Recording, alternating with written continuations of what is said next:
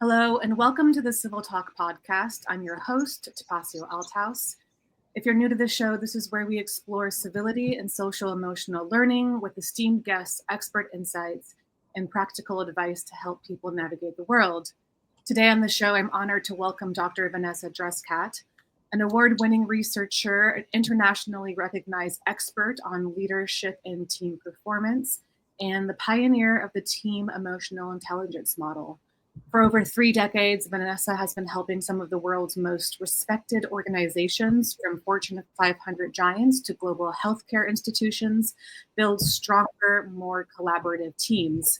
Her widely acclaimed Harvard Business Review article on emotionally intelligent teams has become a cornerstone in leadership literature, and her new book, The Emotionally Intelligent Team, just released by Harvard Business School Press, offers a practical roadmap for building team cultures that thrive. In this conversation, we'll explore how leaders can stop trying to fix individuals and instead focus on building emotionally intelligent social systems that unlock trust, performance, and real teamwork. Dr. Druskat, welcome to the show. Thank you so much, Tapasio. It's wonderful to be here with you. Likewise. So, Dr. Druskat, I always like to start at the beginning. What drew you to the field of organizational behavior and leadership development in the first place? Sure. Well, I was always interested in psychology, and I originally thought I might want to be a clinical psychologist, some kind of therapist. But I ended up minoring in business in my undergraduate program at Indiana University, and I just realized how much more important my work could be for me personally if I focused it on people in the workplace. When I was young, I had worked many different jobs in lots of situations. I grew up in a farming community, and I started working at the age of 12 on farms.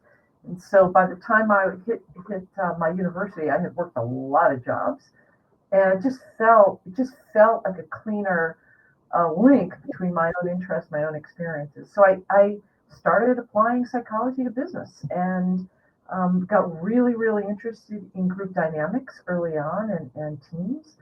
And of course, when you're interested in teams, you become interested in leadership. How do you help leaders build better teams, which has been my work for the past 30 years. Yeah, thank you, what was the spark that led to your now famous concept of team emotional intelligence? And can you talk a little bit about this? And, you talked a little bit about your formative years and just sort of how that coalesced into your work now. Sure. Um, well, when I was young, I'd worked a lot of jobs. I've been part of a lot of teams at work, and I was also an athlete. So I have been in, working teams, been part of a team. Excuse me. Um, and then when I started studying it formally at the university level, I realized I did not like the way they were describing teams. Primarily, researchers have thought about teams as just a group of individuals. So, what are the personalities? What are the skills? And what I found, in my experience, I had found that the environment that the team created, that was co-created by the people in the team, really determined who I became in the team. So which aspects of my personality emerged. So for example, I can be really extroverted and very conscientious. Or I can be very introverted and very lazy. So what I found was that the environment I was in and the people around me would pull out different aspects of who I was. Well, anyway, the literature didn't really show that very well. So I started taking courses outside of the university. At this point, I was in a PhD program. I did a master's degree first, and then I did a PhD. Both degrees, I was focused on group dynamics and teams. So anyway, I went out and started taking courses, and took a course in team facilitation, where I learned that if you focused on the emotion that was displayed by the team members, you could get a really good sense of what the needs in the team were. And so I was taught, this is at a program at the National Training Laboratories, which it's kind of a think tank for studying leadership in teams. And I was taught that if I just focused on emotion, I would have a better sense of what teams needed. So I got interested in that, and it was probably a good maybe decade later that emotional intelligence came out. And I had already been thinking about emotion in teams at that point. And so that's kind of what led to formulating, well, what would an emotionally intelligent team look like? Would it be a bunch of individually emotional intelligent people, or would it be an environment that was emotionally intelligent? And so my colleague, a friend of mine from graduate school, Steve Wolf, and I sat down for a summer, basically worked for a summer and conceptualized what we thought the environment would look like if it was an emotionally intelligent environment. That's how it started. Yeah. So that leads me to my next question. How do you define that environment? How do you define, team emotional intelligence, and how does that differ from individual emotional intelligence? Sure. So let me first give the second part of that question, which is how do you differentiate it from individual? So, individual emotional intelligence is about, every one of us tapping into our emotion and using it as data. So, if we're paying attention to our emotion and the emotion in the room, we can alter our emotions. We can, for example, if I'm nervous or if I'm excited, I can recognize that and I can manage it in a way that helps me to be my best self in any kind of environment. And so that's what individual emotional intelligence is. And certainly it's important. And our research shows that it's particularly important in leaders, in part because if you're an emotionally intelligent leader, you recognize that emotion matters. And so it's much easier to tap into the emotions or understand the emotions in the room if you already recognize the importance of emotion as data. But emotionally intelligent team is basically a team that builds a set of norms. And norms are routines, they're habits, they're rituals. Every team develops norms. It basically makes behavior predictable in the team environment. Pretty much in the first meeting, when team members come together, norms begin to emerge. And I can tell you more about how that happens. But so what we argue is that because you can alter those norms, it's a great way to change the environment, bring out better behavior in your team is to change that environment. What we define is that there are a set of norms that you can take in that will help you build more trust, psychological safety, more emotional engagement, and even higher performance. So in particular, this set of norms, it does that, it builds trust and psychological safety and engagement through meeting the emotional needs of people in our teams. So that's kind of a lot to throw at you at once. But so anyway, we've studied norms now we spent about 2 decades studying norms in teams, clarifying that model, figuring out what worked, what didn't work, what was going on in the highest performing teams, how they were building norms. And so that's what we developed, this 3 buckets of norms that build a more emotionally intelligent environment. Yeah. So with these social norms and routines, can you share a little bit about what this means in a practical sense and maybe an example of a team habit that transformed team culture through social norms and routines? Sure. Well, let me say this. The model has, like I said, 3 buckets or 3 categories of norms. The first bucket is focused on individuals in the team. And so we've long known that if you don't take care of the individuals, then they're not going to be offering their energy, their effort. They're not going to be motivated to share their knowledge and their talents. And so in every team, you can't ignore the fact that you've got human beings in the room And so the first bucket of norms is about caring for the individuals. The second bucket of norms is about really caring for the team, being aware of the team's needs and the team's weaknesses, and being both optimistic and pessimistic, and examining what's working well and not working well in the team together. Doing that together, which becomes super important for team environments. And the third bucket is about what's going on outside of the team. So this is kind of the social environment that the team is in.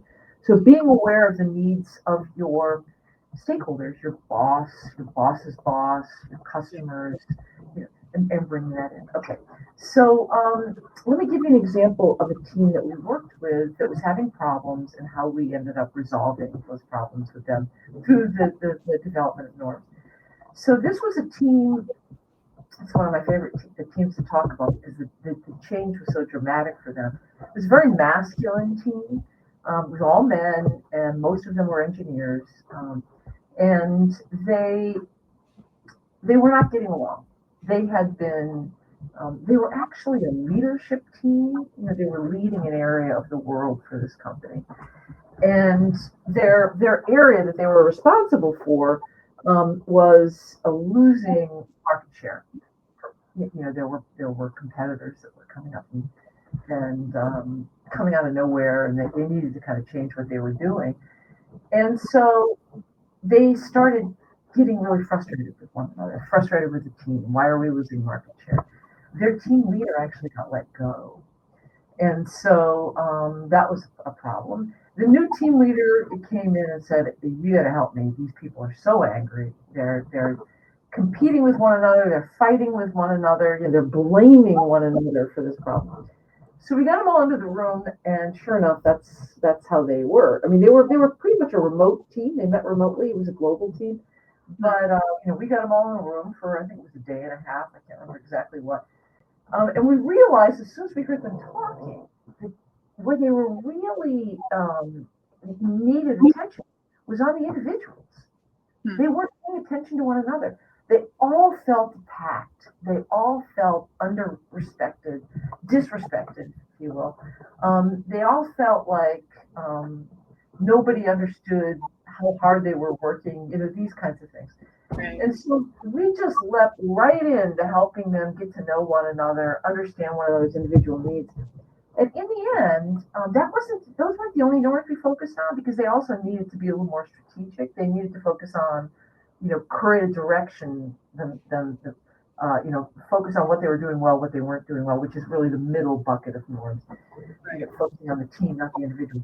But it all started with the individuals. And so at one point, they realized that if they looked one another in the eye and they nodded their head while someone was talking, they'd share more information with one another. Wow. And it was it was almost like a joke at first. Yeah. But here was the problem. Ultimate dilemma for this team was that everybody had ideas, but they were hoarding, they were competing rather than working together. And so this small, facial expressions and the way they treated one another in these micro behaviors, when they recognized how important that was and they started changing them intentionally, people started sharing more, and they started laughing more together, and they started helping one another more. And it really ended up really benefiting the second bucket of norms. Yeah. I'm sorry, I'm dehydrated. No, go ahead. And so anyway, that was the beginning of a huge change for them. And they changed other norms, and they ended up improving quite a bit after that. And by the way, they surpassed their competitors in a short period of time. Go team. Go team. They were great. That's great. Not at first. At first, they were quite angry. They were really smart, capable people, and they just needed to work together more. It's pretty interesting to me to hear how these really small changes can make big adjustments. It really is something as simple as eye contact, as nodding your head, maybe throwing a smile every once in a while, and being conscious of how you're being perceived too, not living in a certain vacuum. With that being said, are there any points where fixing that bucket just sort of self-corrects the second and third bucket, so those things don't need to be fixed as much? So it seems like if you start with the individual, the other buckets would be just self-corrected and not as much pressure and energy needs to be put into it. Yes, absolutely. So, coming back to this idea that, we are individual human beings when we enter teens, we know now, we've known for years actually, except it's never really been applied, we know that we have specific needs that we want to have met when we enter team environments. Frankly, we evolved, living in small communities and tribes. We are wired to work together in teams. We are wired that way. We're wired to pick up on one another's micro facial expressions, micro movements. Like you said, the eye contact. It turns out that eye contact really conveys whether or not you're paying attention, but also it helps people feel like they're accepted and included when people look them in the eye. A small act, big consequence. So the norms in the model are not mutually exclusive. And what that means is that if you do fix one, others get fixed. But the needs that we have when we are teens are broad. So we like to be valued, known, understood, and that's really about the individual bucket. But we also like to have some control when we're in the team. Mm-hmm. So part of feeling valued is in actually getting listened to and having your ideas used and paid attention to, right? Right. And that comes out in the second bucket. So anyway, what happens is that when you change behaviors in both buckets, you end up getting less bad behavior, less frustrating behavior, and you end up getting, more people sharing their authentic and unique points of view rather than sort of, leaning away from the team. I can say more points out there. Yeah, I think it really introduces the idea that conflict is approachable. I think in teams, it goes without saying that conflict is just part and parcel to being on a team, and it's going to happen, and disagreements are going to abound, sort of, differences in ideas and beliefs. And if one individual is able to approach that with something as simple as, even something as crazy as like furrowing your eyebrows, like you're understanding and like you're really listening to what this person is saying, it really invites healthy conflict as well. Because, I think about that in my own life and with teams as well. If there's a disagreement, but it's met with respect, conflict doesn't seem as abrasive as much. And I think that's a really important thing to take away as well, is that it's not just these micro expressions aren't just for those good moments of relatability, but it's also a way to access conflict in a healthy way. Absolutely. And there really is no such thing as a good team without conflict, because you really, what you want to hear are different opinions. And that's how you push the envelope. That's how you get better. That's how you innovate. So, if you feel strongly about something and I feel strongly about something, I'm not just going to acquiesce to you, and I will if we don't have a good relationship, or if I'm worried you're higher status than I am, and I'll hold back. And so if the norms require me to pay attention to you and defer to you, I'll do that. And that happens in a lot of teams, but not in emotionally intelligent teams, because what we try to do in that first bucket and in the second bucket is sort of check off the idea that you belong already. You are valued, you are known, and we want your authentic self. And if you disagree, bring it up. So for example, in the second bucket, we have a norm that we call support expression. And here's an interesting piece of information that piece of information I think you and your listeners will find interesting. It turns out when we're in groups, when we are about to disagree with someone who's important, or when we're about to go against a norm, we actually have an error message that pops up in our brain, warning us that this could create problems. And the reason for that is best evolutionary psychologists and biologists and all interdisciplinary group of people can surmise is that back in the day when we lived in tribes or clans, whatever you want to call them, if you weren't cooperating, if you weren't behaving the way the team needed you to be, you could get kicked out and you were basically dead. It sounds awful, and it was, I'm sure, but those were the folks who didn't pass on their genes. Our ancestors were here today because they had genes that made them super sensitive to noticing when they were about to disagree and whether or not it was worth speaking up. Does that make sense? Yeah. And so you have to encourage that kind of speaking up over and over again. You have to let people know that our norm is we want to hear from you. We want to hear your authentic voice. And if that's the norm, there's going to be clashes. Yeah. How do you think about when two people are having discussion or there is a group discussion? Is it important for the team to understand an aligned mission as opposed to being right and wrong? I think that a lot of the times maybe individual ego gets in the way and the need to be right and the need to be wrong. And there's not as much cohesion on shared vision and sort of maybe amplifying that shared vision as well. Yeah, that's really key. We have in the model, our model is all about norms. It's not really about shared vision and some of the we refer to as fundamentals.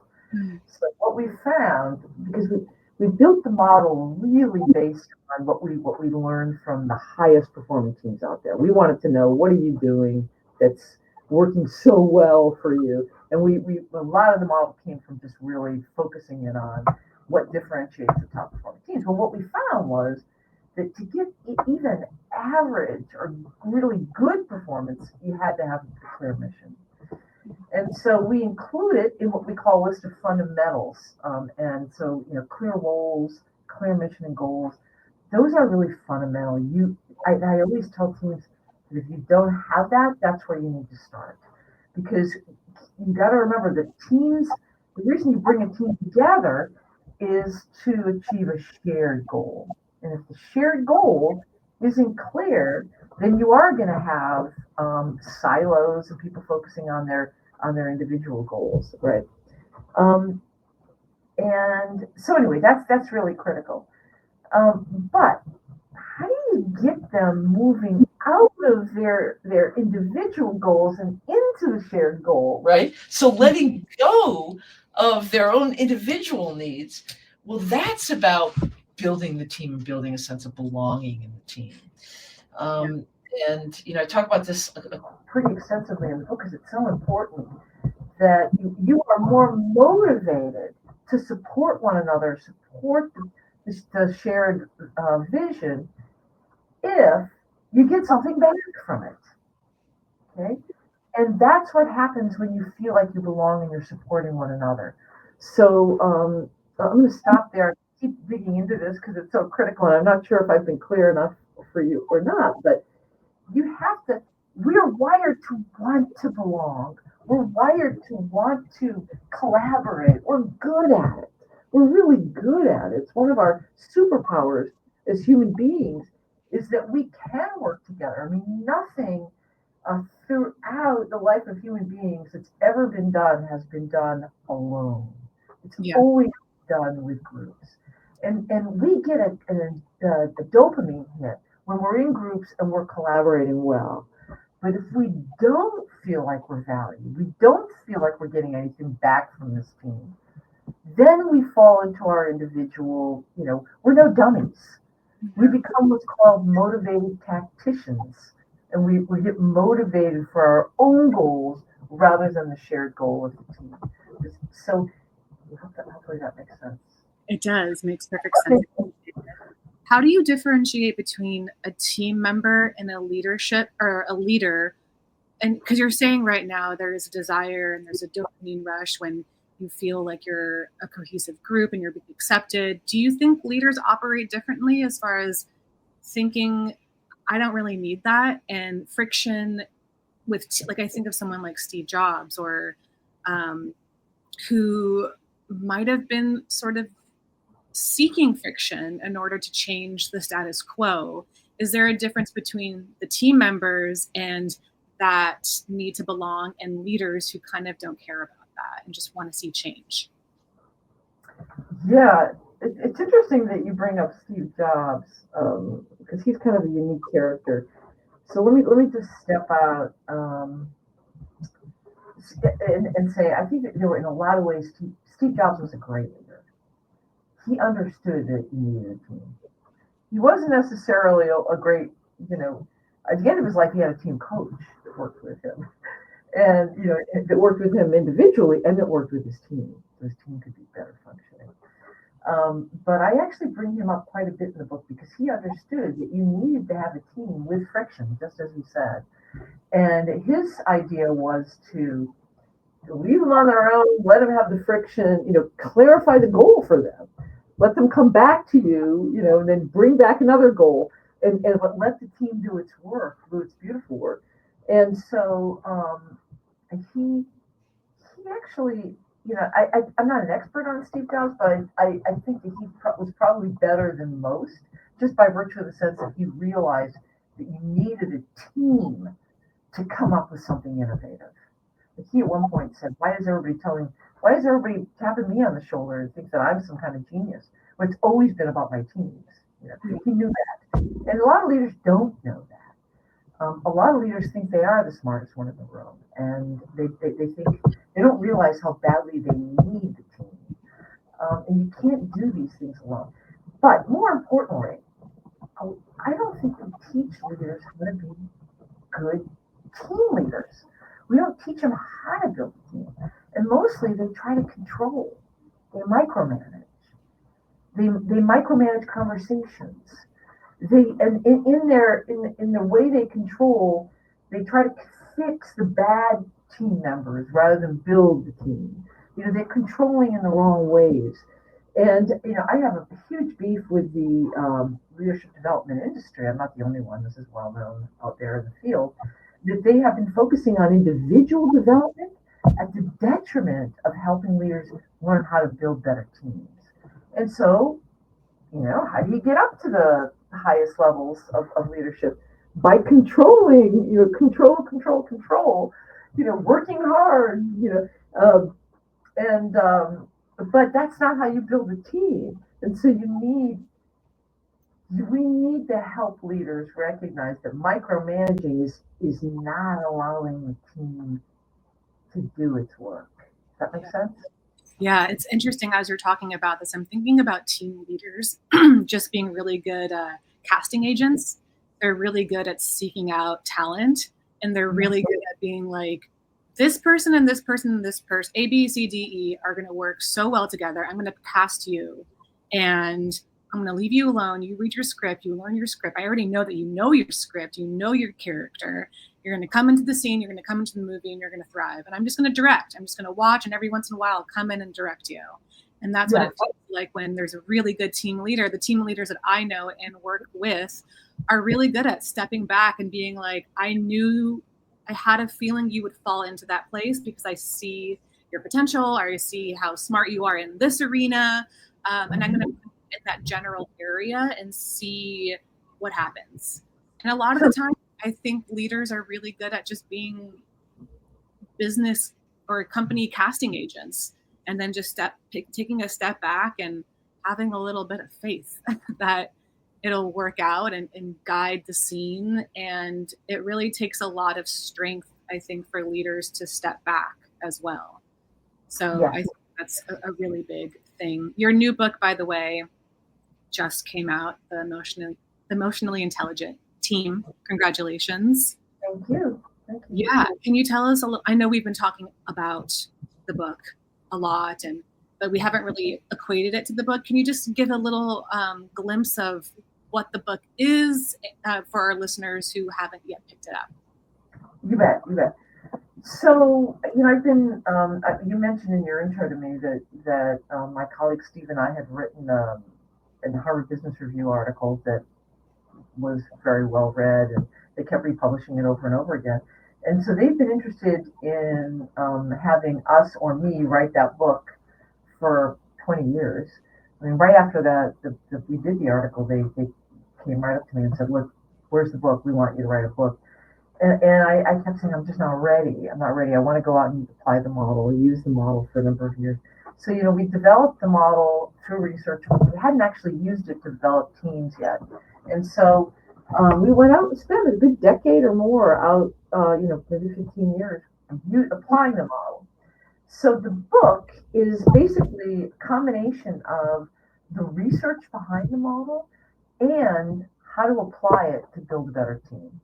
It's written for team leaders or leaders in general, with a focus on telling you what to do, creating a roadmap for building a great team. And we go through all the norms, the 3 buckets of norms, as I mentioned, and how to build each one. And I tell a lot of stories about teams that we've worked with and what's worked and what hasn't worked. And so that's the book. It's labor of love, a lot of years of information in there, and I'm just hoping it's useful to people as I always wanted it to be. It's a beautiful book, by the way. The cover is gorgeous, and congratulations again. In the book, you outline 3 core conditions that support emotionally intelligent behavior: trust, identity, and efficacy. Could you walk us through how those 3 show up in teams and what might be signs that one is missing and how you rectify that? Sure. The other thing that we emphasize in the book even more is right next to trust is psychological safety, which is an important concept that it came out a while back. But the person, Amy Evanson, who first unveiled that concept, which is slightly like trust, but a little bit different. She was a friend of mine in graduate school. So I said, let me see your scale for measuring psych safety. So everything I've ever done, I've thrown in that scale. So I know that the norms predict psych safety as well. So I think your question was, why do these matter so much? Well, think of it this way. I mentioned earlier, and you mentioned that you have to have friction, you have to have arguments and disagreements in teams, conflict, if you will. But you're less likely to do that if you don't trust that the relationship is going to hold up to it. So the more I trust you, the more I know I can push you, and so if I don't trust you, I'm worried about the relationship a lot, and I try to. This is what we see in teams when there isn't a lot of trust. We end up positioning ourselves to try to be who the person wants you to be, or try to be what the team wants, rather than feeling like I can be myself in this team. So that's really trust. Psychological safety is that I feel like it's safe enough to speak my mind. I can say what's on my mind. It's like trust, but not exactly like trust. Trust is that I trust that you're not going to harm me, and that whatever I do is not going to turn you into harming me. Identity is about building. Again, I like to think these days. I think a lot more about belonging than I think about identity. Identity is that I'll incorporate this team into who I am. Like, it becomes important enough to me. Belonging is really the motivator. I'm much more motivated to work, to do the hard work in the team when not only is it part of my identity, but the people want me there. They know me and they support me, and I'm part of something with them. That makes sense. And what was the other? Oh, efficacy you mentioned. Yeah. So efficacy is that we know we're stronger together than we are apart. And we basically find that the norms build this sense of efficacy. It's primarily that middle bucket of norms when we analyze what's going well, what's not going well, and everybody's voice is in. And what are we optimistic about? What are we pessimistic about? What do we need to change? That really builds a greater sense of efficacy, which it essentially means that we are better together. We need one another, Right. and we'll all benefit if we do that. Yeah. So if a listener now is thinking, I'm not a team leader, so I can't change this culture, what would you say to them? Can emotionally intelligent behavior from just one team member, maybe not even a leader, but someone sort of new to the system, can that team member still shift the group dynamic? And if so, what are ways that he or she could do that? Yes. So first of all, let me say it's so much easier to shift the dynamic if you're the leader. Right. And by the way, we're social beings, we're social learners. We're always changing the environments that we're in. And it's the best way to change behavior. Research shows if you want to stop bullying, for example, in high schools or middle schools, it's far better to change the norms around what's acceptable to everyone in the room than it is of trying to change the individuals one at a time. And so changing the environment, the norms, and the way we do things around here is not that difficult. But what it requires is intention. And what I found, if you're not the leader, the best way to do that is to assess what's working and what's not working well. Is to say, let's have a conversation about what we like about the team so far and what we might want to tweak. Or let's have a conversation about meetings in general. What's going well in these meetings? What might we want to tweak? And just uncovering what the current norms are. So typical norms in a team are the people with status talk, people without status don't talk. Everybody nods their head. People, if you have low status, everybody picks up their phone while you're talking. While you're at the top, Yeah. If some people are more important than others. Oh, and that doesn't happen in the great teams. That happens in average teams. Oh, interesting. So it's interesting, simple thing is, how come only 4 people are doing all the talking in these meetings? Is that how we want to run our meetings?